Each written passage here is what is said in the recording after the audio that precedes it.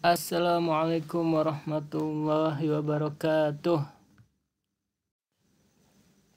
Selamat pagi siswa-siswi MA Husnul Khatimah. Alhamdulillah kita berjumpa lagi dengan pelajaran sejarah Indonesia. Sebelum memulai pembelajaran, alangkah baiknya kita berdoa terlebih dahulu. Marilah kita berdoa bersama-sama. Bismillahirrahmanirrahim. Raditu billahi rabba wa bil islami dina wa bi muhammadin nabiyyan wa rasula rabbi zidni ilma warzuqni fahma. Amin. Oke, selanjutnya disiplin dan konsisten menjadi salah satu kunci orang sukses. Cek kehadiran, barangkali ada temen yang mungkin belum memulai pembelajaran.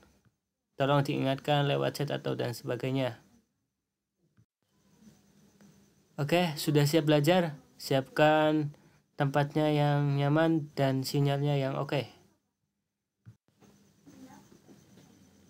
Untuk mengulas materi minggu yang lalu, kita jawab dulu 2 pertanyaan berikut.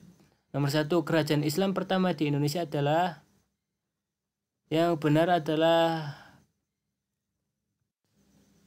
indikator pembelajaran kali ini adalah seperti ini, sama seperti yang kemarin.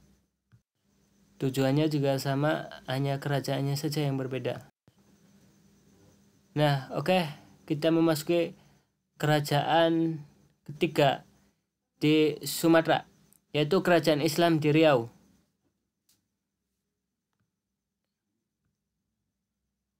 Berikut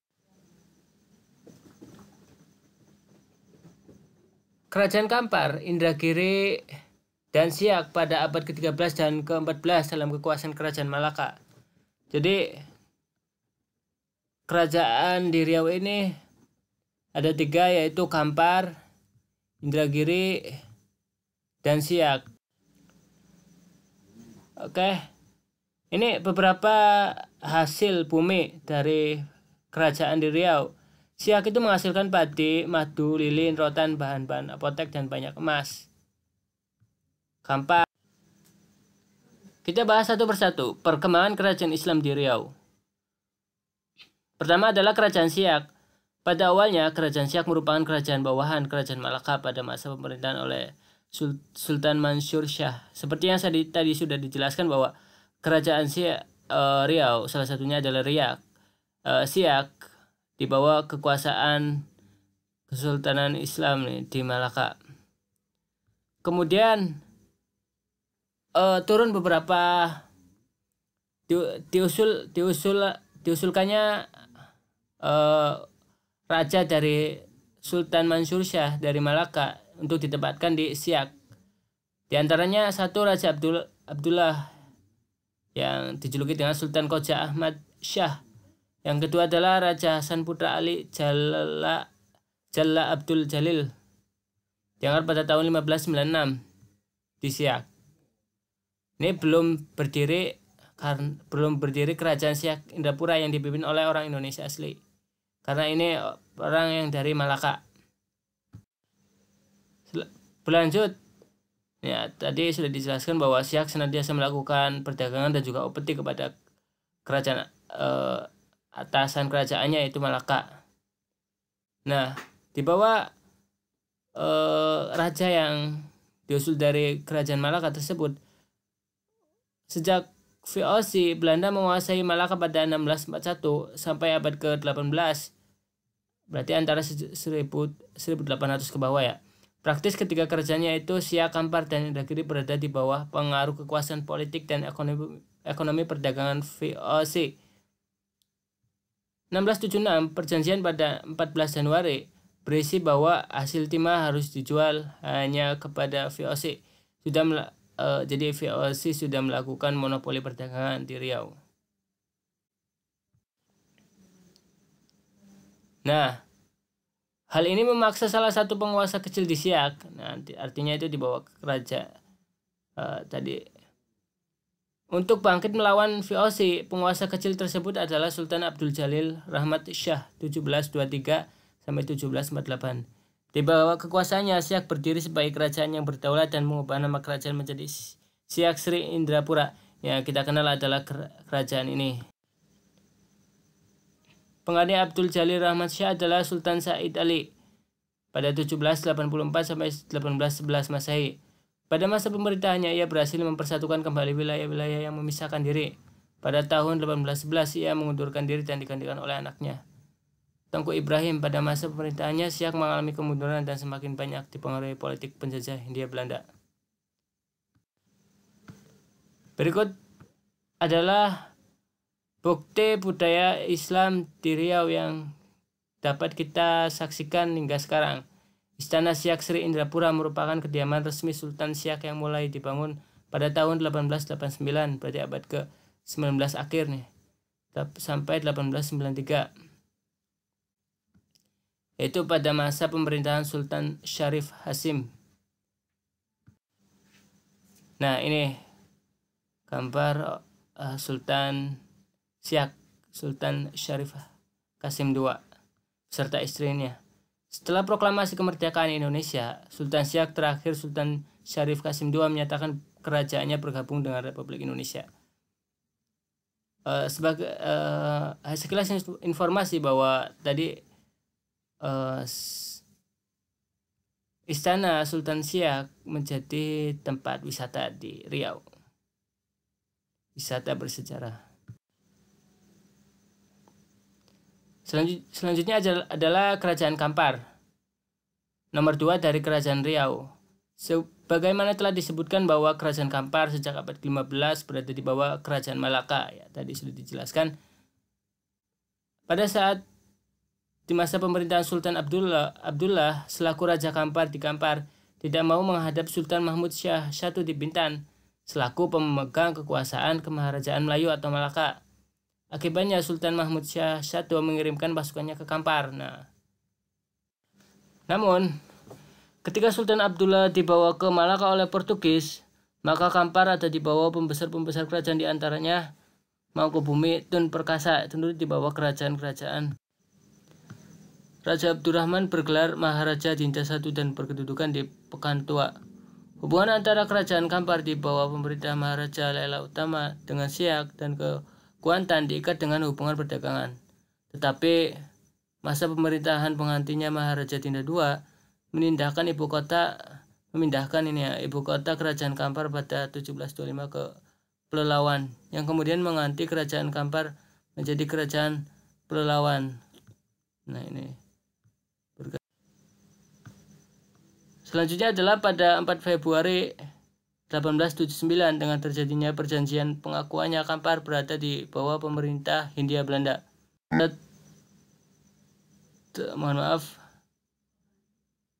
Selanjutnya adalah Kerajaan Indragiri. Ini adalah istana Kesultanan Indragiri lama. Sudah diperbarui seperti ini. Kerajaan Indragiri sebelum 1641 berada di bawah Kemaharajaan Melayu, berhubungan erat dengan Portugis, tetapi setelah Malaka diduduki VOC, mulailah berhubungan dengan VOC yang mendirikan kantor dagangannya di Indragiri. Berdasarkan perjanjian 28 Oktober 1664, Sultan Indragiri I adalah Sultan Abdullah Jalil Shah. Pada tahun 1765, Sultan Hasan Salahuddin Karamat Shah memindahkan ibu kotanya ke Japura, tetapi dipindahkan lagi pada 5 Januari 1815 ke Rengat oleh Sultan Ibrahim atau Raja Indragiri ke-17. Sultan Ibrahim inilah yang ikut serta berperang dengan Raja Haji di Teluk Tapang pada 1784. Tidak banyak yang diketahui dari kerajaan ini, hanya beberapa informasi berikut. Nah, ini sekilas peta tentang kerajaan di Riau. Ini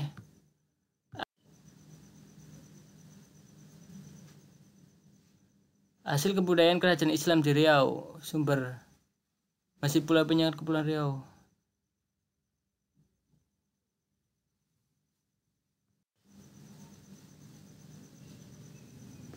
Berikut kerajaan Islam di Jambi. Lahirnya kerajaan Islam di Jambi berdasarkan temuan-temuan arkeologis. Kemungkinan kehadiran Islam di daerah Jambi diperkirakan dimulai sejak abad ke-9 atau abad ke-10 sampai abad ke-13. Kemungkinan pada masa itu proses Islamisasi masih terbatas pada perorangan. Assalamualaikum warahmatullahi wabarakatuh.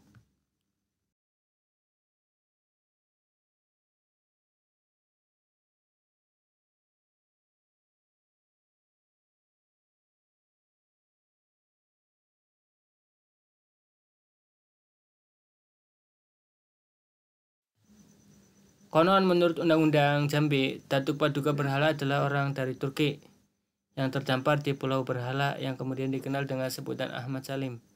Ia menikah dengan Putri Salaro Pinang Masaka yang sudah Muslim, turunan Raja-Raja Pagaruyung yang kemudian melahirkan orang kayu hitam, Sultan Kerajaan Jambi yang terkenal. Berikut perkembangan Kerajaan Islam Jambi. Berdasarkan sila-sila keturunan Raja Jambi, raja yang pernah memerintah di Kerajaan Islam Jambi antara lain Datuk Paduka Berhala beserta Putri Pinang Masak, orang kayu Pinggai, orang kayu Pendataran, orang kayu hitam, Panembahan Rantau Kapas, Panembahan Ranggas Pandak, Panembahan Bawah Sawo, Panembahan Kota Baru, Pangeran Kedak atau Sultan Abdul Kahar. Sebenarnya masih banyak yang lainnya. Sejak masa pemerintahan Kerajaan Islam di Jambi di bawah Sultan Abdul Kahar, itulah mulai kedatangan orang-orang VOC untuk hubungan perdagangan, pembelian hasil-hasil kerajaan Jambi terutama lada. Pada masa pemerintahan Sultan Sri Inggalogo, terjadi peperangan antara kerajaan Jambi dengan kerajaan Johor, di mana kerajaan Jambi mendapat bantuan VOC dan akhirnya menang. Meskipun demikian, sebagai upah bantuan itu, VOC berturut-turut menyodorkan perjanjian pada 12 Juli 1681, 20 Agustus 1681, 11 Agustus 1683, dan 20 Agustus 1683. Pada hakikatnya, perjanjian-perjanjian tersebut menguatkan monopoli pembelian lada. Dan sebaliknya, VOC memaksakan untuk penjualan kain dan opium. Beberapa tahun kemudian terjadi penyerangan kantor dagang VOC oleh rakyat Jambi, dan kepala pedagang VOC, Syabrandat Swart, terbunuh pada 1690 dan Sultan Jambi dituduh terlibat. Oleh karena itu, Sultan Sri Inggalogo